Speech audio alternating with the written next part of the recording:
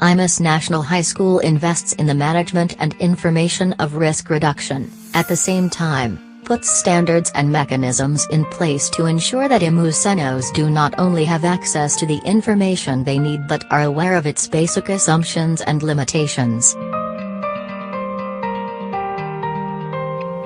We make sure that efforts are geared towards disaster preparedness and response measures are set up in such a way that education doesn't have to suffer so much in the event of a natural disaster. We have built other mechanisms, such as proper linkage with services like the fire service, police departments, hospitals, carrying on with education through temporary learning systems after the occurrence of a disaster, as well as the use of extracurricular activities and use of DRR to ensure a higher survival potential for victims of natural disaster. INHS-SDRRM prepares both teachers and students for potential disasters, thereby reducing the impact of said disaster.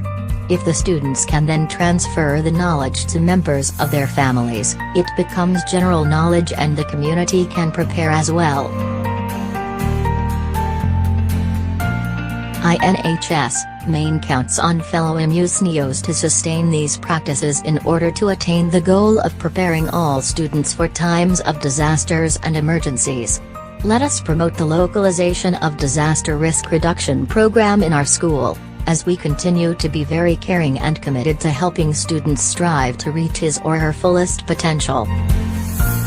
IMUS National High School, Main imbibe the essence of Gawad Kilasag, ready, equipped and mindful in times of disaster. For the past years, INHS-Main has been consistent with its mission of preparing and reducing risk in all its form. The premier public secondary school in the city of IMUS has been restless in educating the entirety to mitigate possible damage of a disaster.